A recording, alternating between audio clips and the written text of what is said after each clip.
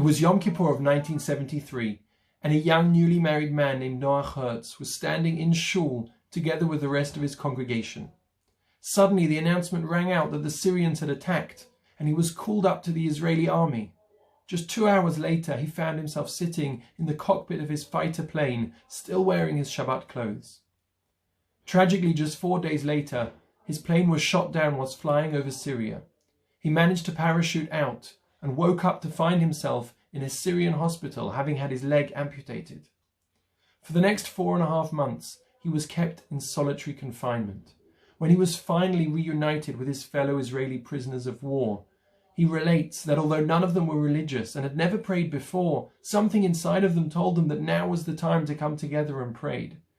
Not once, not twice, but every single day they stood there and they prayed to Hashem that they should be freed, they should survive this ordeal. A few months later, he was ecstatic when he was told that he was to be freed, and he was reunited with his young wife and the baby daughter that had been born whilst he was in captivity. He relates that for the rest of his life, he celebrates the day that he was freed and expresses his gratitude for Hashem for giving him a new lease of life. Expressing our gratitude is one of the fundamental principles of being Jewish. In fact, we wake up every morning and we thank Hashem for another day by saying, Modeh ani lefanecha. As Rabbi Sachs puts it very eloquently, we thank before we think. Last week we read about all of the different offerings that were brought in the temple, but there was one that was missed out. That was the offering of the thanksgiving, the Korban Todah. We find that that is mentioned in this week's Parshat Tzav, and asks Rabbi Yosef Chaim Sonnenfeld, why was it not mentioned with all the other offerings in the Parsha of Vayikra? And more so, this week's Parshat Tzav is really all about the Kohanim and the priests, addressing their role in the temple. So why is it that the thanksgiving offering, which anyone could bring, is specifically mentioned in this week's Parsha, dealing with the laws of the priests?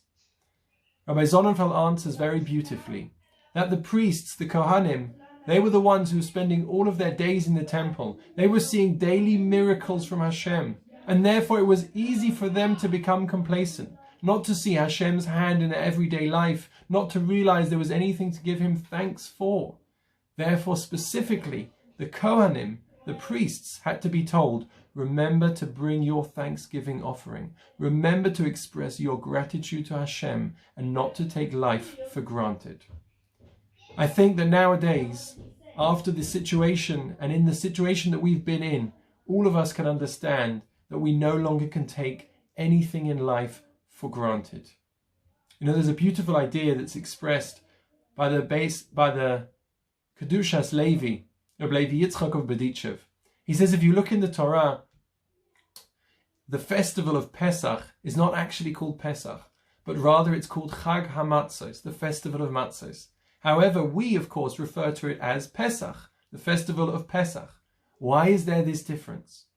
Says Reb Levi Yitzchak that Hashem, writing in the Torah, expresses what the Jewish people do to him.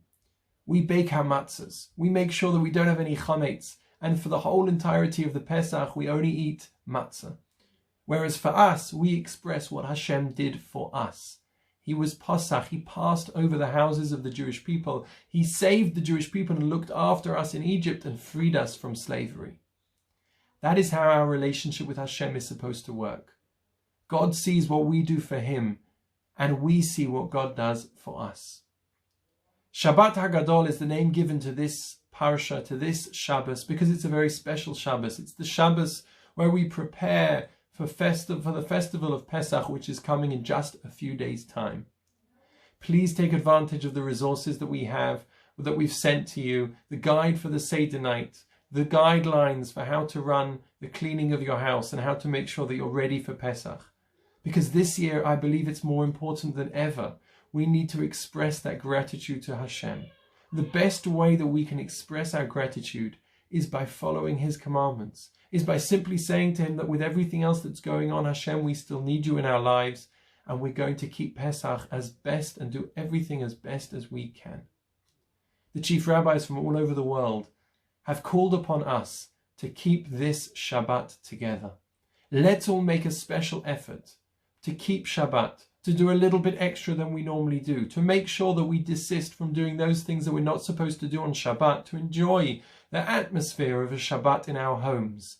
And when we do this, together with our preparations for Pesach, that will be the best way that we can express our gratitude to Hashem for our lives, for our health, and please God for the health of all of the Jewish people and the entire world. Wishing you a peaceful and meaningful Shabbat.